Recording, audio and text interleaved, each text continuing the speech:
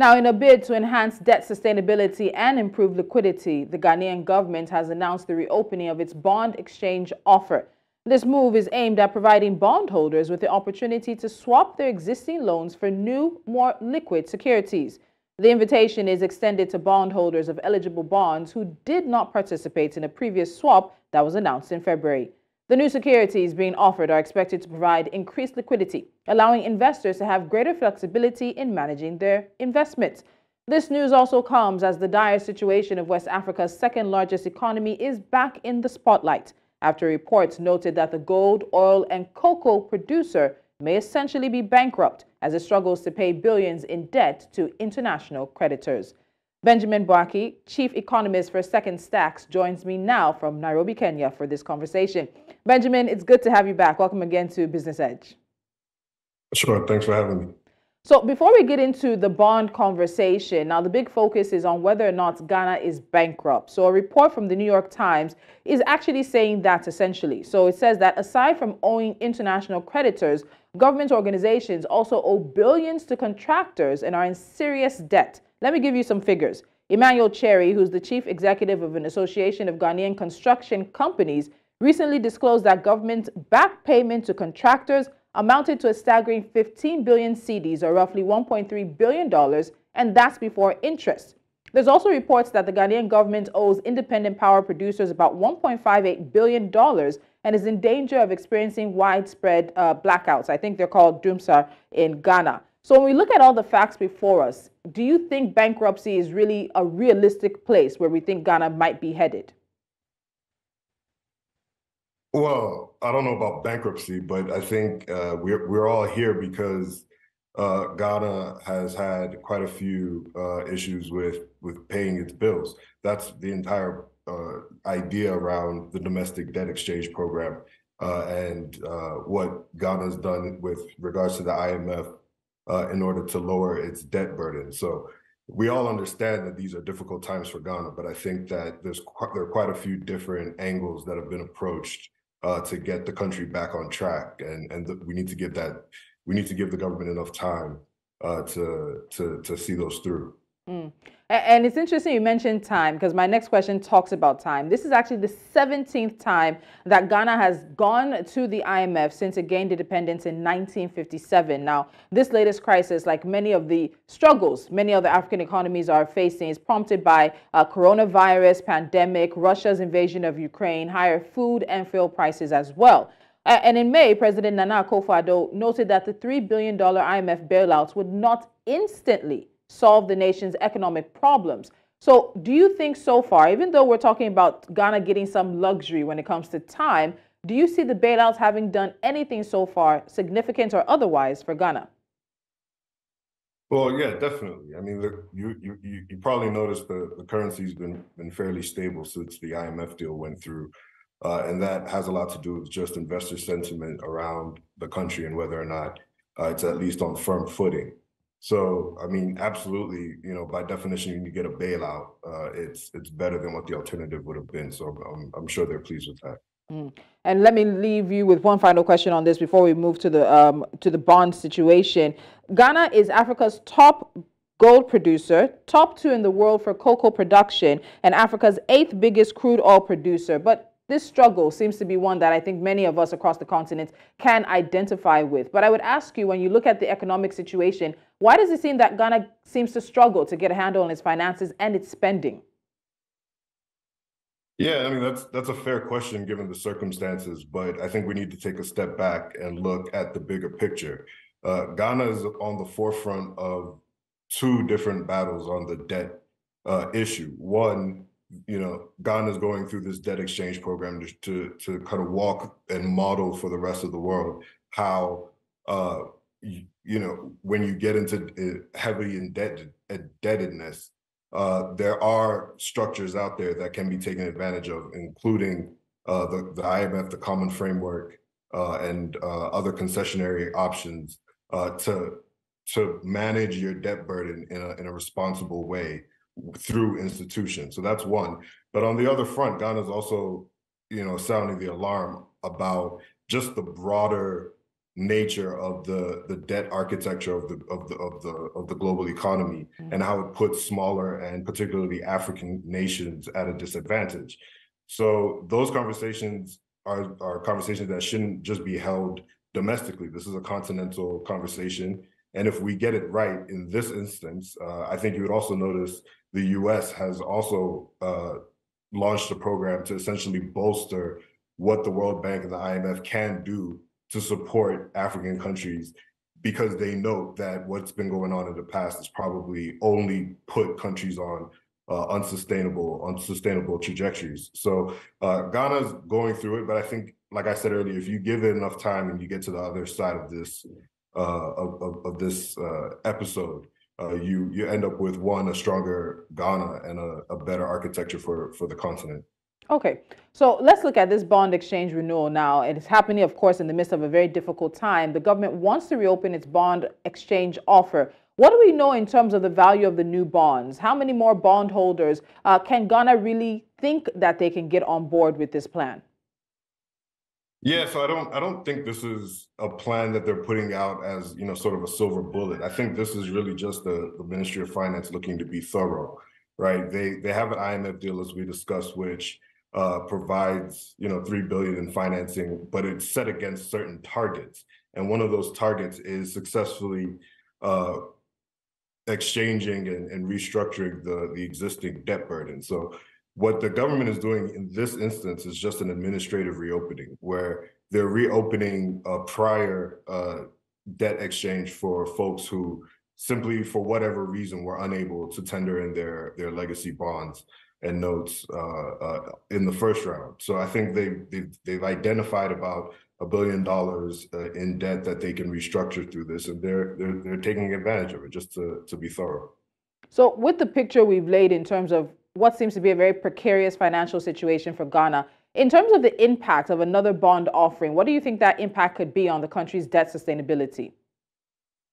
Well, this isn't really a bond offering. This is just a debt exchange, which, by construction will lower the debt burden, the debt service burden of the nation. So, this isn't about the primary markets per se. This is really just the government of Ghana being thorough in its program to restructure as much of its domestic debt as it can.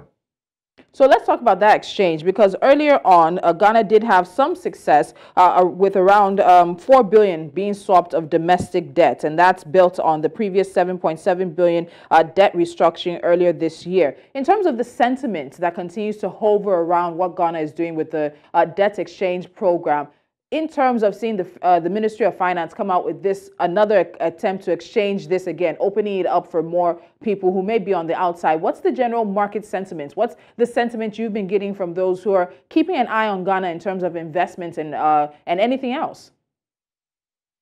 Yeah, that's a good question. So I think the sentiment is not great because Treasury yields have continued to inch up, and they're starting to get into territories that are essentially the source of this entire problem. So Ghana overall needs to overhaul how it finances its operations. And obviously the concessionary debt that they're getting from the IMF, that's helpful in the near term, but in the medium to longer term, there's a very difficult conversation that needs to be had about how much Ghana is spending and how they're financing that spending. So, I'm sorry to keep coming back to it, but I think, again, we need to give it time and see what kind of pivots can be made in the medium to longer term for Ghana. So, Benjamin, let's stay with that point, because as we said, in May, that's when the IMF approved that $3 billion bailout for Ghana. The IMF also presented a comprehensive rescue plan to address Ghana's debt, rein in spending, increase revenue, and also protect the most vulnerable populations while giving Ghana time to negotiate with foreign creditors. So as we're seeing these sort of funds come in, and a bit of the consequence of that decision and the engagements with the IMF, you've mentioned now expecting government to deal with how it makes money and how it spends money. So let's look at that a bit further. In terms of expenditure, revenue to GDP ratio, public debts, inflationary pressures, even maybe not so much a depreciating local currency again, in real terms, what is it that the Ghana government needs to do with this bailout that it has in hand to start, showing us some sunshine through the rainy clouds that seem to be hovering over Ghana's economy? Right. Yeah, I mean the deal that Ghana did with the IMF included, like you mentioned, a pretty comprehensive program for fiscal policy, going forward. So one, yes, the country needs to rein in spending and do its best to minimize, its debt burden. But there's a legacy problem that is kind of dominating the conversation, which is the debt burden that already exists. So in the short term, the medium term, restructuring Ghana's external credit and like it's doing now with this administrative reopening, doing everything that it can on the domestic front to restructure that debt. That's where the focus is going to have to be right now for sure. And success there will determine how long it'll take Ghana to get back into the international markets and the stability of the city, the strength of the Ghanaian city going forward. Mm. What we've seen is, if we use Zambia as an example in this also Ghana conversation, it's been quite difficult to get the foreign creditors to the table. Yes, you can talk about the IMF and the World Bank, but pulling in a China, pulling in these independent or individual companies that in many instances African countries owe large amounts to has been a very difficult task. Zambia, as an example, we're still waiting to see much more positive movement on that end. In Ghana's situation, have we seen any truly positive movement in that regard, which will at least give us some hope that we're starting to see the negotiations with the foreign creditors move forward? Yes, we can say there's success on the domestic side, but what about the foreign side, Benjamin?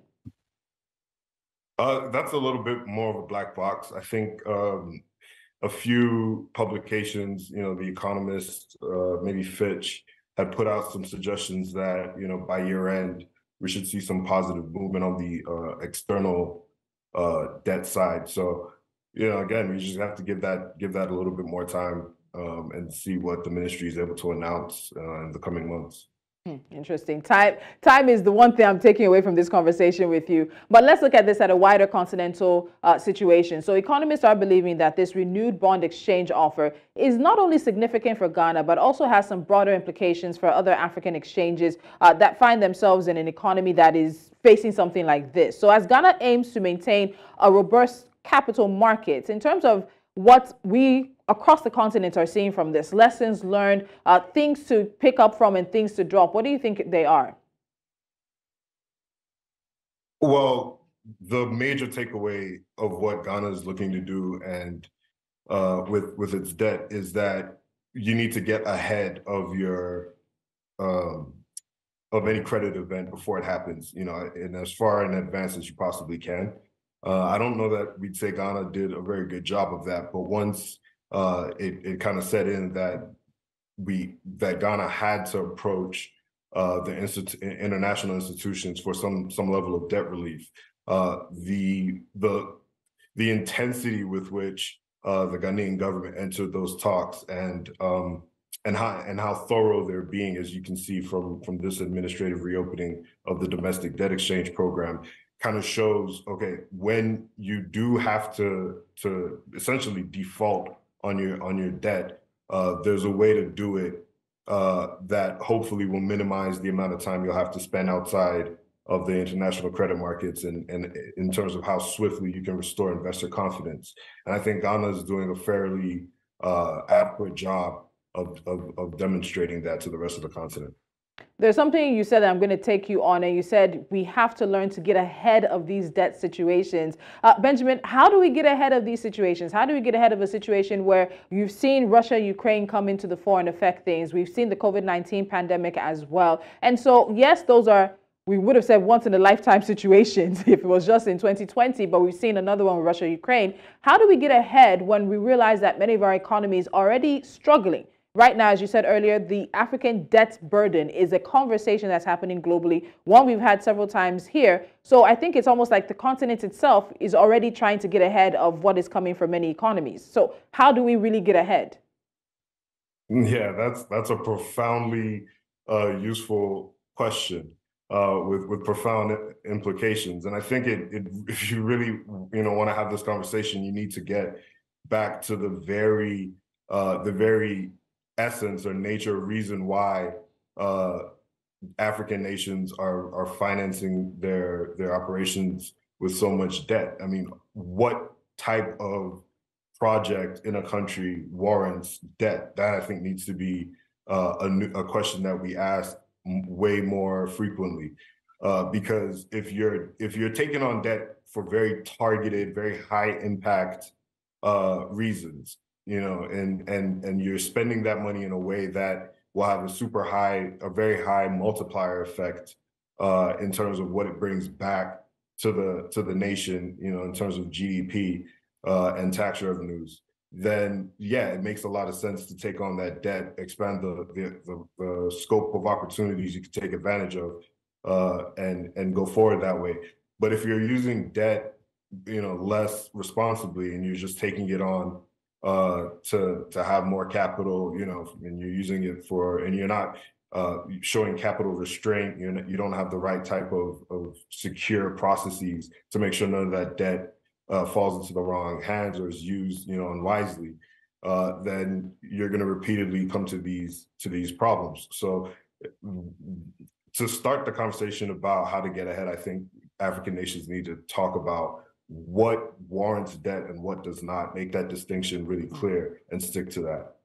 Interesting. So I'll bring you back to the main thrust of our conversation as we wrap things up, the impact of Ghana's bond exchange renewal on debt sustainability. But in the long run, what has happened has happened. Many would ask, is Ghana handling it the right way? Back to the IMF for the 17th time, a $3 billion bailout from the IMF with, of course, very strict, some would say even austere conditions for that particular bailout. And I know that there was a lot of criticism and back and forth in Ghana in terms of people not wanting to accept some of the conditions that came with this bailout. Now we're hearing the potential of government owing contractors, government possibly owing power producers as well. Now we're seeing the Ministry of Finance also wanting to do a renewed administrative debt exchange offering, again, as you said. Given that this situation has happened and Ghana is where it is the administration of President Nana Akufo-Addo handling it in the best way? Have they done everything they could do at this point to start getting Ghana out of this hole? That's a very difficult question to ask. I can't say I was privy to every decision that was made every step of the way. But broadly speaking, like you said, when you start from the point where you're essentially in distress and on the brink of default, did Ghana kick in? Did the Ghanaian government kick in to minimize the damage that this default would do to the economy? I think they've behaved in a way that would suggest that, in terms of, going through all of the motions to approach the common framework and use it, opening up the domestic debt exchange, bringing in all the stakeholders that needed to be brought in, reopening the debt exchange program when they see that there's still more opportunity for debt restructuring to be successful. I think they're being thorough, and I think they've taken the steps that would demonstrate seriousness. So, yeah, but obviously, regretfully, you don't want to have to come to these problems in the first place. And that's where I would like more of the focus to go. Very true. Being more proactive before we find ourselves in this situation. Benjamin Boachie, Chief Economist for SecondSTAX, thank you so much for joining me. We are keeping our eye on the Ghana situation as it is, and I know there'll be more conversations with it in the coming weeks. Thank you so much. Thank you. And this comes at a time where the New York Times is reporting that it believes Ghana is essentially bankrupt. It has said that the Ghanaian administration, which has West Africa's second largest economy under its belt, is of course struggling. The gold, oil, and cocoa producer may essentially be bankrupt. It has struggled to pay billions in debt to international creditors. That's not it alone. Apparently, government may also have back payments to contractors. This is just one industry, and that's construction companies, that amounts to about 15 billion cedis, around $1.3 billion. There are also some reports that the Ghanaian government owes independent power producers $1.58 billion and could be in danger of experiencing widespread blackouts, which Ghanaians call doomsday. We had a conversation about that, I believe it was earlier this year, late last year, when there were some blackouts in Ghana, and many Ghanaians were not happy about that. You can check the hashtag that was Fix the Economy, Fix Ghana at that point in time. But we keep our eyes very closely tuned to Nigeria's neighbor as we see how things play out there. Now you're watching Business Edge. You have international business headlines coming up for you. After that, it's still a conversation about debt sustainability. Now we join it with climate resilience and see if sub-Saharan Africa is on the right path. Do stay with us.